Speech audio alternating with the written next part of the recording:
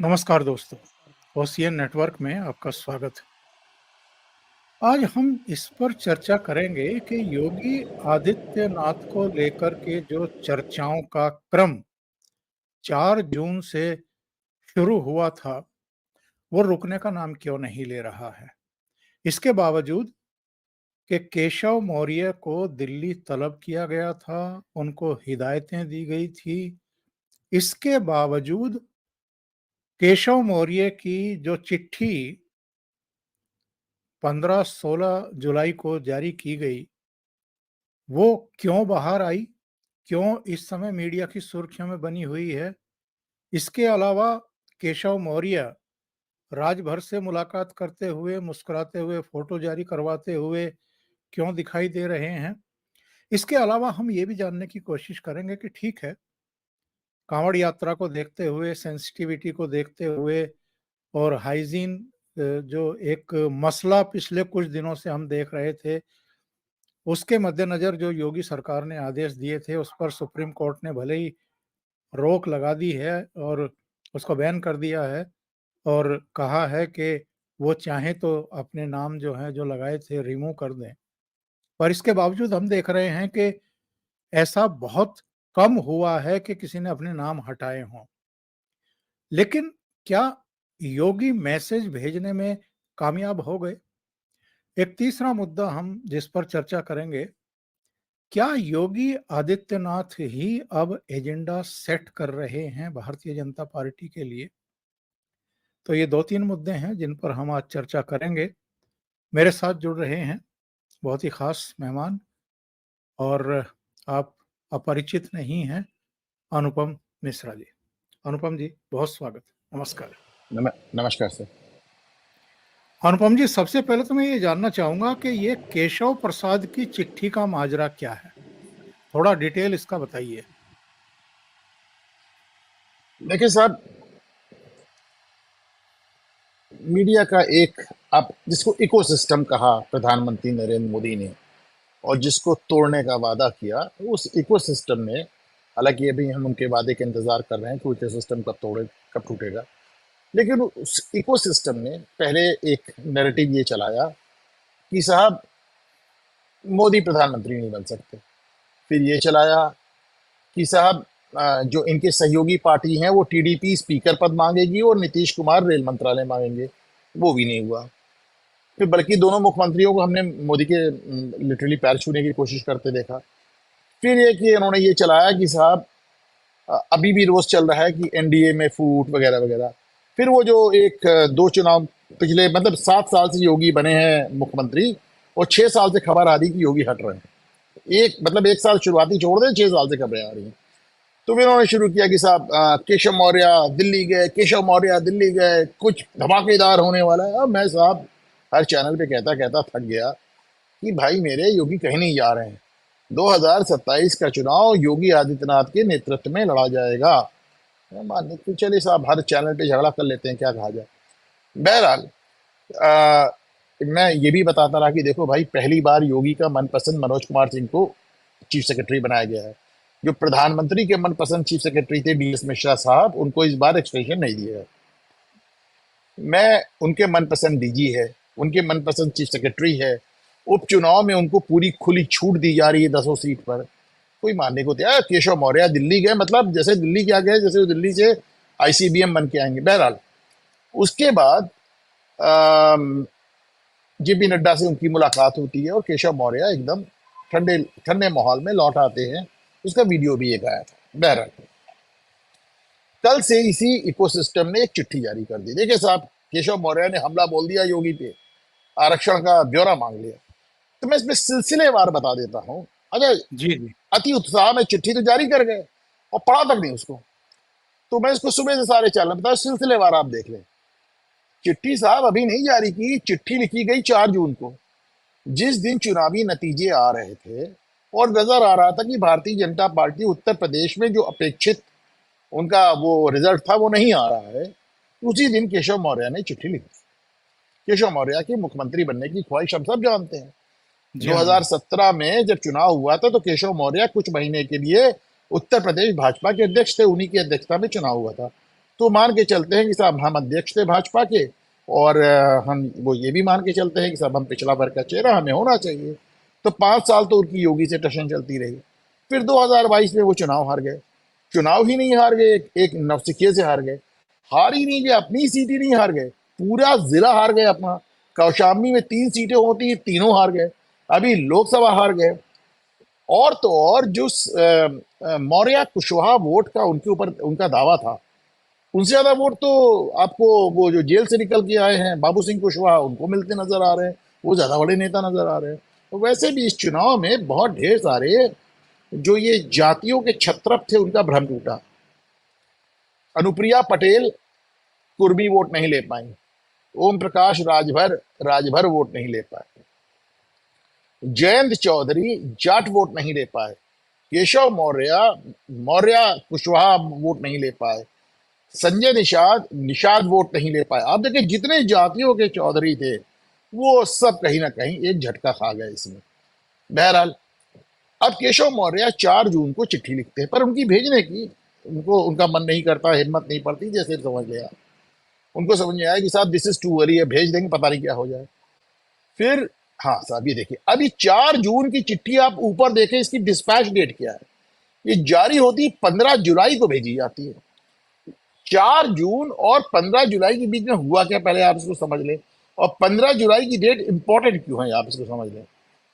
4 जून को उन्होंने चिट्ठी लिखी। 22 जून को आशीष पटेल जो होते हैं, वो एक बयान जारी कर देते हैं, जिसको माना जाता है कि योगी के खिलाफ जा रहा है।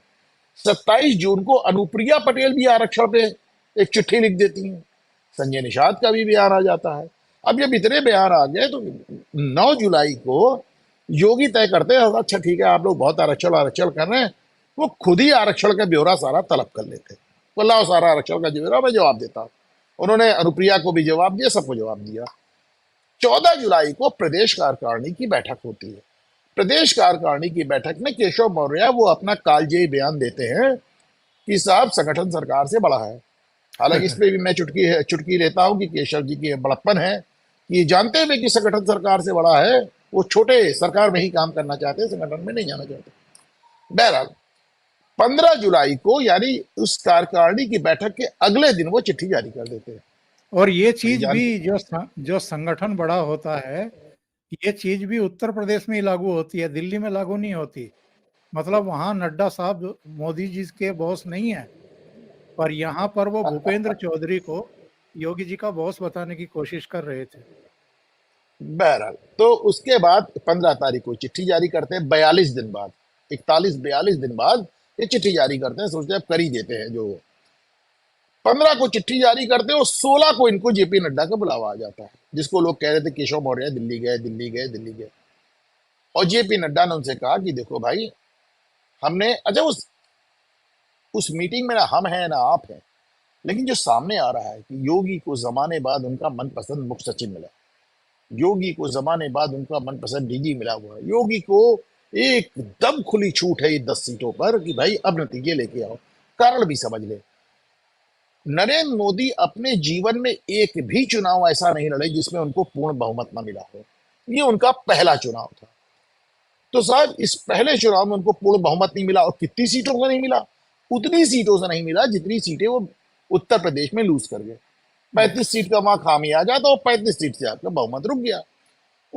मैं हमेशा कहता हूं कि दिल्ली का रास्ता लखनऊ से जाता है, उत्तर प्रदेश को आप नजरअंदाज नहीं कर सकते। उत्तर प्रदेश का महत्व इस तरह समझे कि 3 बार मुख्यमंत्री रहने वाले नरेंद्र मोदी को भी प्रधानमंत्री की इच्छा पूरी करने के लिए बनारस से चुनाव लड़ना पड़ा। आप कुछ भी कह ले, मां गंगा ने बुलाया, पर हकीकत यह है कि साहब उत्तर प्रदेश का ठप्पा लगे बगैर वो जरा प्रधानमंत्री बनने में दिक्कत आती है। ऐसा नहीं है, बाहर के लोग तमाम हुए, लेकिन एक दिक्कत आती है। तो साहब केशव मौर्य को कह दिया गया कि भाई बड़ा लंबा झटका लग गया है सरकार को, अब खामोश बैठे। केशव मौर्य खामोश बैठते भी हैं। और दूसरी तरफ योगी आदित्यनाथ फ्रंट फुट पे बैटिंग करने लगते हैं। कैसे? वो कांवड़ यात्रा वाला फरमान जारी कर देते हैं। योगी के फरमान जारी करते ही मध्य प्रदेश भी उनके पीछे आ जाता है, उत्तराखंड भी उनके पीछे आ जाता है। सारे मुख्यमंत्री अपने अपने राज्यों में फरमान जारी कर देते हैं। बिहार से लेके आसाम तक, गिरिराज सिंह से लेके हिमंत बिस्वा शर्मा तक सबके समर्थन आ जाते हैं। सुप्रीम कोर्ट में चैलेंज होता है। केंद्र सरकार को भी समझ में आता है कि साहब योगी ने ऐसा मुद्दा उठा लिया है कि अब इससे पीछे हटना असंभव है, असंभव।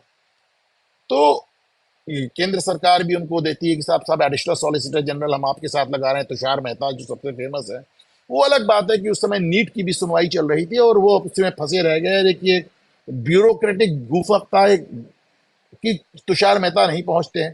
कायदे से तो ये है कि उसी सुप्रीम कोर्ट में जब विपक्षी पक्ष का वकील सामने नहीं है तो कोर्ट को 1 घंटे बाद, आधे घंटे बाद इंतजार करके सुनवाई कर लेना चाहिए था। उसी दिन तो मुकदमा फाइल हुआ था, से भी दिए वो आप टेकअप कर लिया आपने, और आप इतना भी इंतजार नहीं कर पाए कि आप विपक्षी पक्ष के वकील को बुला के उसकी बात सुन लें। आपने एक्स पार्टी यानी सिर्फ एक पक्ष को सुनकर आपने सिर्फ अभिषेक मनु सिंघवी को सुनकर जजमेंट दे दिया। जजमेंट भी आपने क्या दिया? आप देखिए सावन चल रहा है, आप ये भी कह सकते थे कि साहब ठीक है, अच्छा हम कल इसकी सुनवाई करेंगे, तब तक यूपी गवर्नमेंट का भी सुन लिया जाए। पर आपने पूरा सीधे शुक्रवार तक लगा दिया, उसको फ्राइडे तक लगा दिया। बहरहाल मैं जो अपना चैनल चलाता हूँ घूमता है ना, उस पे आपके चैनल पे हर जगह मैं ये कहता रहा कि योगी आदित्यनाथ पीछे हटना इस पे अफोर्ड नहीं कर सकते, उनका इकबाल खत्म हो जाएगा। वैसे भी उनको मैं योगी नहीं हट योगी कहता हूँ, आपको मालूम। तो वो पीछे नहीं जाने वाले इस मुद्दे पे। आज फूड सिक्योरिटी के तहत, ये फूड सिक्योरिटी कानून के तहत ये फूड सिक्योरिटी के मिनिस्टर दयाशंकर मिश्रा आज प्रयागराज में थे। तो आज साहब यहाँ पत्रकारों से लोगों ने उनसे पूछा, तो उन्होंने कहा एक लाइन में समझ लीजिए कि ये साइन बोर्ड पे नाम लिखने वाला जो आदेश था उस पे हम टस से मस नहीं हुए। ये आज का बयान बता रहा हूं मैं उनको, अभी दोपहर का। तो उन्होंने कहा हम टस से मस नहीं हुए हैं, तो साहब करके। तो अब वैसे भी सुप्रीम कोर्ट ने कहा भी, अच्छा देखिए सुप्रीम कोर्ट ने कहा कि चूंकि इस संबंध में कोई कानून नहीं है तो योगी देखें अगर कोई विधिवत कुछ ऑर्डर कर सकते। अरे भैया हर चीज का कानून नहीं होता। सरकारी दफ्तरों में लोग सुबह पे आए, 10 बजे आए और 5 बजे तक रहें, इसका कोई कानून पार्लियामेंट से पास नहीं हुआ है। इन सब चीजों के लिए प्रशासनिक आदेश होता है। कल एक आदमी चला जाएगा सुप्रीम कोर्ट एक पीआईएल लेके कि साहब ऐसा कोई लॉ ही नहीं पास हुआ कि हमको समय पे पहुंचना है, और सुप्रीम कोर्ट कह दे अच्छा 1 हफ्ते के लिए हम इसको आपके समय पे आने को निलंबित करते हैं, इसको रोकते हैं, 1 हफ्ते बाद तय करेंगे कि आपको समय पे आना है कि नहीं आना है। तो मीनवाइल सरकार चाहे तो इस पर कोई कानून बना सकती है। इस पर कानून नहीं बनाना है। FSSAI एक संस्था है, food security and standard authority of India, वही इसकी नियमावली बनाती है। उसी ने उसकी नियमावली तब बनाई थी जब मायावती मुख्यमंत्री थी, कानून इसके संबंधित तब पास हुआ था जब मुलायम सिंह मुख्यमंत्री थे, और दोनों ही समय प्रधानमंत्री मनमोहन सिंह थे। फूड से उसमें FSSAI जब वो एक FSSAI एक सिर्फ जरा सा संशोधन, एक लाइन बढ़ा दे, हो जाएगा। योगी भी अपने स्तर पे एक अध्यादेश ला सकते हैं, एक प्रशासनिक आदेश फॉर्मल पास कर सकते हैं। कोर्ट ने अभिषेक मनु सिंघवी से पूछा कि यार हम स्टे क्या करें, वो आदेश तो दिखाओ जो योगी ने पास किया। इनके पास योगी का आदेश तक नहीं था ओंकार जी, आप सोचिए। इन्होंने जवाब क्या दिया कि हमने योगी को टीवी पे सुना है कहते हुए। आप सोच के देखें, आप सोच के देखें कि अभिषेक मनु सिंघवी के पास आदेश नहीं दिखाने को, उन्होंने कहा साहब उन्होंने कहा है ऐसा है वैसा, उसके हो गया। बहरहाल जैसा कि आप कहते हैं मैसेज तो चला ही गया। मैसेज किया गया कि साहब एक तरफ हमारी भावनाओं, हमारी शुद्धता, हमारी धार्मिकता के साथ खिलवाड़ हो रहा है। दूसरा मैसेज जो ये गया कि इस देश का एक बहुत बड़ा वर्ग डंके की चोट पे सुप्रीम कोर्ट जाके झूठ बोलने और धोखा देने का लाइसेंस मांग रहा है। वो डंके की चोट पे कह रहा है कि मेरा नाम अनुपम मिश्रा और मैं ओंकार चौधरी साहब के नाम से ढाबा चलाऊंगा। मुझे धोखा देने की और बेवकूफ बनाने की और झूठ बोलने का हक होना चाहिए। दुर्भाग्य से क्या बोले। और साहब एक जस्टिस तो कह रहे हैं कि साहब केरल में रहते हुए 2 दुकानें थी, उनमें से एक दुकान में मैं जाता था जो मुस्लिम की थी, दूसरी हिंदू की थी, वहां मैं नहीं जाता था। ये जस्टिस को ये सब उद्धृत करने की और कहने की जरूरत क्या महसूस हुई वहां पर? मैंने साहब ये भी पूछा है इसमें कि चूंकि साइन बोर्ड पे नाम तो था नहीं, जब साहब उसके खिलाफ है तो उन्हें पता कैसे चला कि कौन सी हिंदू की दुकान है कौन सी मुसलमान की? How did he know? उन्हें ज्ञात कैसे हुआ? सारा झगड़ा ही इसी बात का है साहब। आप कहते हैं कि मेरे सामने एक हिंदू की दुकान थी, एक मुस्लिम की दुकान थी, मुझे मुस्लिम दुकान ज्यादा पसंद आई, मैंने वहां खाया। एकदम सही किया साहब, आपका हक है। हम भी तो वही हक मांग रहे हैं, लेकिन हमको जानने तो दे कि कौन सी किसकी दुकान है। क्या हमें जानने का भी हक नहीं? क्या सामने वाले को इस बात का हक है कि वो झूठ बोले और वो धोखा दे? डंके की चोट पे सलीम मियां और प्रयाग ढाबा चलाए, उस्मान मियां दुर्गा ढाबा चलाए, ऐसे ये क्यों भाई? मेरी तो समझ में नहीं आ रहा है कि ये वो जमाना नहीं है ना जब यूसुफ मियां दिलीप कुमार बन के आते थे। अरे भाई, आप आज शाहरुख खान सबसे बड़े सुपरस्टार हैं, आप भी अपने नाम से ढाबा चलाएं, जिसे खाना होगा जरूर जाएगा, धोखा ना दे, सिर्फ बात इतनी। नहीं, मैं एक ये भी जानना चाहता हूँ, आप तो लखनऊ आते जाते रहते हैं, दिल्ली भी आगमन आपका रहता ही है। ये असदुद्दीन ओवैसी भी अपने घर के आगे दरवाजे पर नेम प्लेट लगाते हैं, अखिलेश यादव भी लगाते हैं, सारे के सारे अपनी नेम प्लेट क्यों लगाते हैं? वो भी हटवा दें, अपनी पहचान छुपाएं। मैं साहब आपको दूसरा एग्जाम्पल देता हूं जो ज्यादा इस मुद्दे के करीब है। आप बैंकों में जाइए, प्राइवेट और सरकारी बैंकों में उनकी मेजों पर जो एग्जीक्यूटिव बैठा हो, जो बाबू बैठा हो, क्लर्क बैठा हो, उसके आगे उसकी नाम की पट्टिका लगी रहती है। क्या इसके लिए कोई कानून बना है उनका जी? कोई कानून नहीं बना। बहुत सारी चीजें सरकारी प्रशासनिक आदेश से होती हैं, हो गया हो गया है। आप कलेक्टर के नाम के आगे बोर्ड लगा रहता है, उसकी गाड़ी पे बोर्ड लगा रहता है। आप क्या, आप मतलब कैसे? इस सब के लिए कानून थोड़ी ना चाहिए अपना। अच्छा, एक चीज और भी है साहब, आप कहते हैं, अभिषेक मनु सिंघवी ने कोर्ट में कहा कि एक मुसलमान अगर अपनी दुकान के आगे अपना नाम लिख देगा तो उसकी जान खतरे में पड़ जाएगी, यानी उसको अपनी पहचान छुपाना जरूरी है। ये वो लोग थे, ये वही सिंघवी हैं जो 6 महीने पहले कोर्ट में खड़े होकर कह रहे थे कि एक मुसलमान डंके की चोट पे हिजाब में निकलेगा, बुरके में निकलेगा और आप उसे रोक नहीं सकते। ये दो तरफ। मौलाना मदनी का बयान आपने देखा कितना वायरल है। उन्होंने कहा सब हम तो अलग वेशभूषा भी रखेंगे, अलग खान पान भी रखेंगे, अलग कल्चर भी रखेंगे, जिसको दिक्कत है वो हिंदुस्तान छोड़ के चला जाए। जी हाँ। तो एक तरफ वो बयान है और दूसरी तरफ ये बयान है कि साहब हम अपनी पहचान छुपाएंगे नहीं तो खतरे में पड़ जाएंगे। वो दोनों बयान इनके माने जा रहे हैं। अब आते हैं साहब इस बात पर, ये केशव मौर्य ने चिट्ठी लिखी क्यों थी? इसके पीछे की मंशा और मकसद क्या है? साहब ये चिट्ठी लिखी थी उन्होंने 4 जून को, जिस समय उनको समझ में आया था कि भाजपा उतनी सीटें नहीं ला रही जितनी अपेक्षित है। उनको समझ में आया कि इसका दोष योगी के सर पे मढ़ा जाएगा, उन्होंने लिख दिया।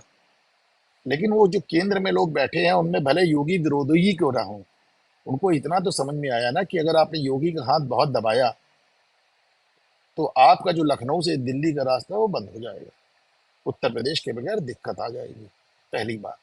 दूसरी बात, तमाम कॉन्स्पिरेसी थ्योरी योगी को हटा रहे हैं, अमित शाह सुरक्षित। मुझे एक छोटी सी बात का जवाब नहीं समझ में आता कि पार्टी ने 2024 में प्रधानमंत्री नरेंद्र मोदी के बाद सबसे ज्यादा रैली और सभाएं योगी आदित्यनाथ को दी, जो कि संख्या में 18 या 20 अमित शाह से भी ज्यादा थी। यस। तो साहब जिसको हटाना होता है उसका प्रोफाइल ऐसे बढ़ाया नहीं जाता, कम किया जाता है। योगी को ऐसी जगहों पे भेजा गया जहां पे लोग हिंदी नहीं जानते थे। वो वीडियो सामने आए, टीवी पे आए, जहां पे लोगों से पूछा जा रहा है साहब आप हिंदी नहीं जानते, आप सभा में क्या करने आए? कहा हम योगी को देखने आए हैं। बंगाल में, बिहार में, या तो साउथ में, वी वांट अ योगी, हमें एक योगी चाहिए। देखिए, अच्छा बुरा मैं नहीं जानता, जो सामने है मैं उस बता रहा हूँ। योगी बन चुके हैं एक ब्रांड। उनके समर्थक और उनके विरोधी दोनों को इस बात का आइडिया है। और भले ही ये खबरें आ रही हैं कि केशव मौर्य को उनकी हैसियत में रहने के लिए कहा गया है, बयानबाजी, किसी तरह की गतिविधियां ना चलाने के लिए कहा गया है, नसीहतें मिली हैं, इसके बावजूद राजभर के साथ उनकी फोटो क्यों वायरल की जाती है सोशल मीडिया पर और मुस्कुराते हुए? ये सब क्या है साहब? देखें साहब, जब से भारतीय जनता पार्टी उत्तर प्रदेश में वो अपेक्षित प्रदर्शन नहीं कर पाई, तब से जितने सहयोगी दल हैं भाजपा के, वो सब अपने अपने थोड़े थोड़े नखरे दिखा रहे हैं। आपने आशीष पटेल का बयान सुना, आपने अनुप्रिया पटेल की वो चिट्ठी देखी जो सिरे से गलत तथ्यों पर आधारित थी, यहां तक कि झूठ, और सरकार ने इसका जवाब भी तत्काल दिया। आपने जयंत चौधरी का बयान सुना कांवड़ मार्ग पे, आपने संजय निषाद का बयान सुना। ऐसे में ओम प्रकाश राजभर चूंकि अपने बेटे की ही सीट हार गए और अब उनके ऊपर ये एक दबाव है कि साहब आप तो अपनी जाति का वोट नहीं ला पाए, जैसा कि मैं अभी बता रहा था कि सारे जितने जातिगत छत्रप थे वो सबको मुक्की खानी पड़ी। तो सब अपनी अपनी तरह से सरकार पर दबाव बनाने का प्रयास कर रहे हैं। बस इसको मानने की अ, जैसे योग मैं हमेशा कहता हूं कि जो आदमी की ताकत होती है वही उसकी कमजोरी होती है। योगी की ताकत ये है कि वो एक पॉलिटिकल आदमी नहीं है। योगी की कमजोरी भी यही है कि वो एक पॉलिटिकल आदमी नहीं है। वो चूंकि एक पॉलिटिकल आदमी नहीं है इसलिए उन्होंने उत्तर प्रदेश को बिहार बनने से रोक दिया। चूंकि वो पॉलिटिकल आदमी नहीं है इसलिए उनके तमाम विधायक मंत्री उनसे नाराज भी रहते हैं। अनुपम जी ये बताइए, ये ओबीसी का दबाव है, ओबीसी को चेहरे के तौर पर लाया जाए, ये चर्चाएं क्यों चलाई जा रही हैं? खास तौर से लखनऊ से मुझे ये सुर सुनने को मिले और एक बड़े वरिष्ठ पत्रकार हैं, उनकी तरफ से कहा गया कि कुछ तो चल रहा है, ओबीसी को लाने का दबाव है। ये चर्चाएं क्यों चलाई जा रही हैं? देखिए, मंडल आयोग के बाद 1989-90 के बाद उत्तर भारत और विशेष तौर से यूपी और बिहार में पिछड़ा वर्ग बहुत इंपॉर्टेंट हो गया।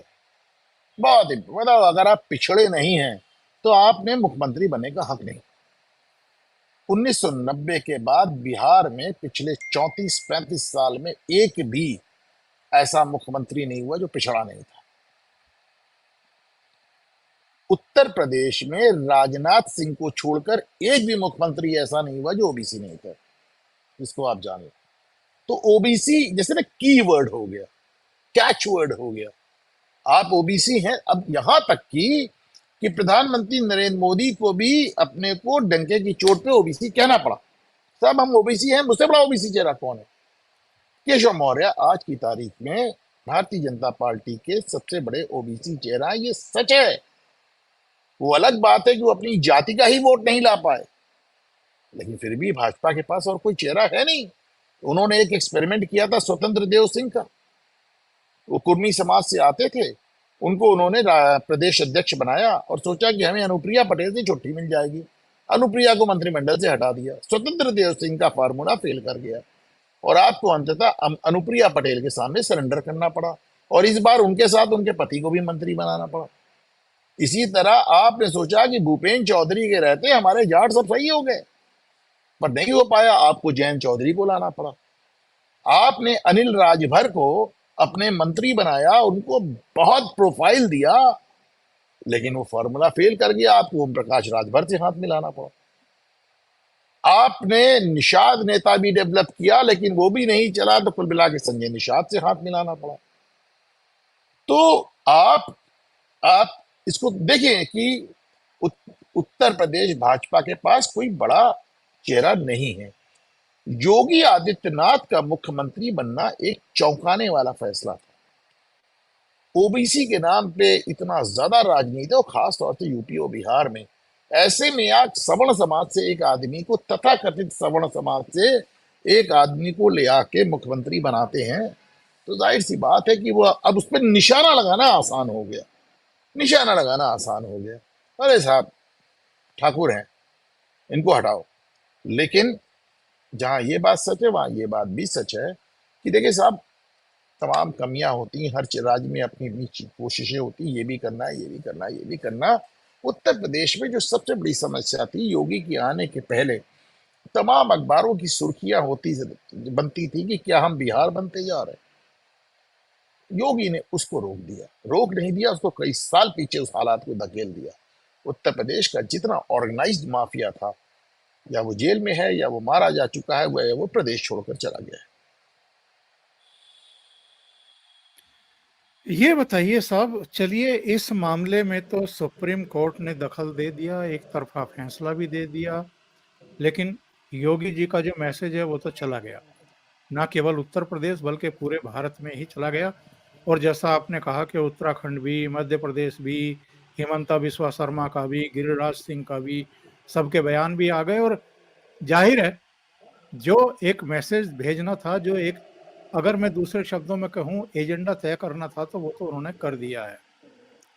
लेकिन एक फैसला और योगी आदित्यनाथ का ऐसा है, मुझे लगता है कि इसने तो एक ऐसी स्थिति पैदा कर दी है कि ये लोग सुप्रीम कोर्ट भी नहीं जा पा रहे हैं। हलाल को बैन करना, ये कितना बड़ा फैसला है। अब बैन ही नहीं किया है, हलाल हलाल प्रोडक्ट्स को रखने वालों को जेल भेजा जा रहा है। 8 लाख करोड़ रुपए की इकोनॉमी है। हर आदमी को अपना प्रोडक्ट बेचने के लिए उसको लिखना पड़ता है ये हलाल है, और उसको हलाल लिखने से पहले जमाते उलेमा से वो लेना पड़ता है साहब, परमिशन। इसके लिए उसको 60,000 रुपया साल देना पड़ता है जमाते उलेमा को।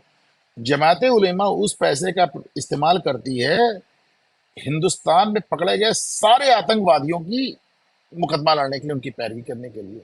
ये एक भी ऐसा आतंकवादी नहीं पकड़ा गया होगा जिसकी जमात ने लीगल पैरवी ना की हो, और उनको हम पैसा दे रहे हैं अपने पास से, इसको आप समझ लें।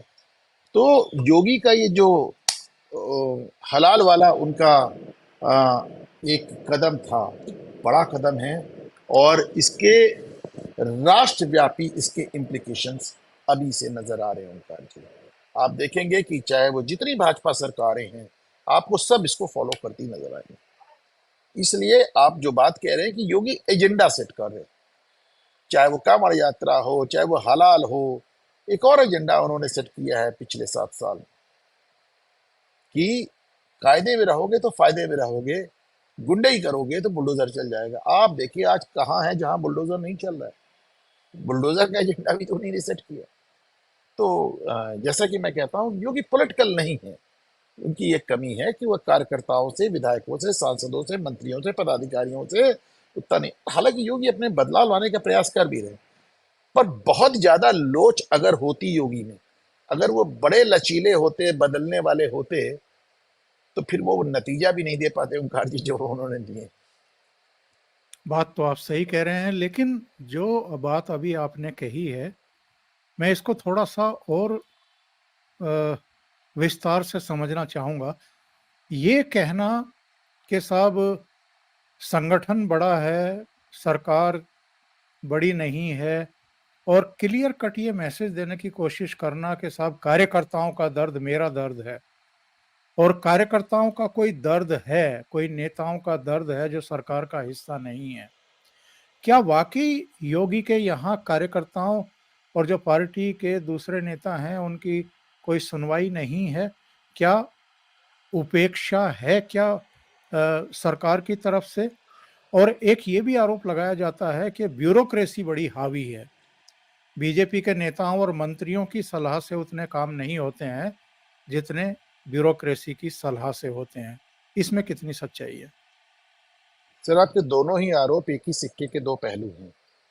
ये बात एकदम सच है। आप देखिए, योगी को मुख्यमंत्री बने 2.25 साल हुआ था 2019 में, और भारतीय जनता पार्टी के 150 विधायक विधानसभा के आगे अंदर योगी के खिलाफ धरने पे बैठ गए। केंद्रीय नेतृत्व ने उनको समझा बुझा के वापस बुलाया। ये बात सच है कि चूंकि योगी पॉलिटिकल आदमी नहीं है, आप उनको जो 5 बार का सांसद समझते हैं गोरखपुर से, तो फिर से पर्चा भर देते थे, वो जीत जाते थे। किसी ने कहा योगी आदित्यनाथ को एक टिपिकल पॉलिटिशियन की तरह गली गली ऐसे हाथ जोड़ के वोट मांगते देखा क्या गोरखपुर में? योगी खड़े हो गए, योगी जीत गए। तो पॉलिटिशियन नहीं है इसमें एकदम। मैं 5 साल से तकरीबन हर टीवी चैनल पे मैंने ये बात कहा है कि साहब, भारतीय जनता पार्टी की सरकार में, योगी आदित्यनाथ की सरकार में, पार्टी जनों की, पदाधिकारियों में, मैंने तो एक जुमला है जो 5 साल से बोल रहा हूँ कि इस सरकार में कैबिनेट मिनिस्टर थाने से मोटरसाइकिल नहीं छुड़ा सकता। योगी आदित्यनाथ चूंकि पॉलिटिकल नहीं है, तो उनका नौकरशाही पे ज्यादा डिपेंडेंस है। मेरा मानना है कि नौकरशाही, जैसे कल्याण सिंह कहते थे, घोड़ा है, जैसा सवार वैसा घोड़ा चलेगा। नौकरशाही पे एक हद से ज्यादा निर्भर नहीं हुआ जा सकता। नौकरशाही तो वो है जो हमेशा आपको हरी हरी पिक्चर दिखाती है। नौकरशाही वो है जिसने अखिलेश यादव को बताया था आप जीत गए, सब आप दोबारा आ रहे हैं। नौकरशाही वो है जिसने 1977 में इंदिरा गांधी से कहा था चुनाव करा लीजिए मैडम, एकदम बहुत बढ़िया माहौल है, आप जीत जाएंगे। और फिर क्या हुआ आपको मालूम है। तो इसमें दो राय नहीं है कि योगी, आप देखिए योगी चुनाव के बीच में आके टीवी पर कहते हैं कि मैंने अपने कार्यकर्ताओं से कह दिया कि थाने की दलाली नहीं करो। मैंने अपने जीवन में आज तक वो मुख्यमंत्री नहीं देखा जो अपने टीवी पे आके अपने ही कार्यकर्ताओं को दलाल कहे। तो ये अब उनका अपना अंदाज है साहब, अब वो एक बहन है, अब उनको आप प्लस भी ले लीजिए माइनस भी ले लीजिए तो साहब, तो मैं मतलब वो इस सिक्के के हमेशा दो पहलू होते हैं, और जैसा कि मैंने कहा कि जो आदमी की ताकत होता है वही उसकी कमजोरी भी हो जाती है। लेकिन योगी अपने अंदर बदलाव का प्रयास कर रहे हैं। 18 सदस्यीय उन्होंने टीम बनाई है उपचुनाव के लिए, और देखा जा रहा है कि योगी पहले के मुकाबले अपने अंदर फ्लेक्सिबिलिटी ला रहे हैं। लेकिन साहब, अगर कोई ये समझता है कि योगी आदित्यनाथ एकदम बदल के केशव मौर्य हो जाएंगे, तो मैं अभी से बता दे रहा हूं कि संभव नहीं। चलते-चलते मैं एक और सवाल का जवाब आपसे चाहूँगा। क्या इस चुनाव ने 2024 के लोकसभा चुनाव ने नरेंद्र मोदी के कुछ ज्ञान चक्षु खोले हैं? क्योंकि वो सबका साथ, सबका विकास, सबका प्रयास, इस 4 नारे वो देते थे। इधर जो योगी का रुख रहा है और इधर हम ये भी देख रहे हैं, आपने भी महसूस किया होगा कि मोदी जी ने इधर सबका साथ, सबका विकास और सबका विश्वास कहना बंद किया है। मैंने तो नहीं सुना जब से रिजल्ट आए हैं, किसी भी मंच पर नहीं सुना है। तो क्या अब नरेंद्र मोदी के लिए भी वही रास्ता है जो योगी जी दिखा रहे हैं? या अभी भी वो मध्यम मार्ग अपना करके ही चलेंगे और एक जो एक्सक्यूज़ दिया जाता है कि भई प्राइम मिनिस्टर हैं, इसलिए उनको तो अंतर्राष्ट्रीय बिरादरी से भी डील करनी पड़ती है, विदेश यात्राएँ भी करनी पड़ती है, यूएनओ में भी जाना पड़ता है, तो इसलिए वो तो शायद उतना खुल कर के नहीं कहेंगे, लेकिन राज्यों में ये चीज़ें हो सकती हैं क्योंकि वो तो राज्यों तक सीमित रहते हैं। तो पहली बात तो मैं इसको एक्सक्यूज नहीं मानता हूँ। मैं मानता हूँ कि भारत जैसे लोकतांत्रिक देश का जो मुखिया होगा और जिसको पूरी दुनिया में घूमना है, ये एक्सक्यूज नहीं है। उसकी अपनी बंदिशें होती हैं, उसकी अपनी बंदिशें होती हैं। आप व्यापार कर रहे हैं, आप तमाम इस्लामिक मुल्कों पर अपने ईंधन के लिए निर्भर हैं, आप कतर के ऊपर अपनी गैस के लिए निर्भर हैं, तो वो बंदिशें रियल और जेन्युइन है, वो फर्जी बंदिशें नहीं है। लेकिन 1947 से लेकर 2024 तक पहली बार ऐसी सरकार बना के नरेंद्र मोदी ने जिसमें एक भी मुस्लिम चेहरा नहीं है। अच्छा, एक चीज को और देखें, उन्होंने 5 अल्पसंख्यक रखे, मुस्लिम चेहरा एक नहीं। तो उन्होंने एक कहीं ना कहीं एक बड़ा कदम तो उठाया है। योगी मोदी इस पे कितना आगे जा पाएंगे, कितना कर पाएंगे, ये तो खैर समय बताएगा। क्योंकि अभी जैसे हमने देखा, शुभेंदु अधिकारी ने बयान दिया कि जो हमारे साथ हम उसके साथ, और सबका साथ सबका विकास सबका विश्वास नहीं चलेगा। लेकिन शुभेंदु अधिकारी को अगले दिन वो अपना बयान वापस लेना पड़ा। लेकिन जहां शुभेंदु अधिकारी ने अपना बयान वापस लिया, वहीं गिरिराज सिंह जैसे लोग भी हैं जो डंके की चोट पे कुछ भी कह रहे हैं। हेमंत बिस्वा शर्मा भी हैं हाँ, जो हिमंता डंके भी। की तो वो भी कह रहे हैं। तो अब एक ये देखने की बात होगी कि मोदी क्या करते हैं। क्योंकि एक बात उन्होंने बार बार इकोसिस्टम को तोड़ने के लिए कहा है, और मेरा अपना ये मानना है कि मोदी 1.0 और मोदी 2.0, अगर उसमें कोई बड़ा बदलाव नहीं आएगा तो इकोसिस्टम तो साफ टूटने वाला नहीं है। उसके टूटने के लिए, उसको तोड़ने के लिए आपको आमूल चूल परिवर्तन ना सही, पर एक बड़ा परिवर्तन तो अपनी कार्यशैली में करना ही होगा उनका। बहुत-बहुत धन्यवाद अनुपम जी, ओशियन नेटवर्क के लिए और हमारे दर्शकों के लिए इतना समय निकालने के लिए, कई थैंक यू सर। महत्वपूर्ण मुद्दों पर चर्चा करने के लिए। नमस्कार। थैंक्स।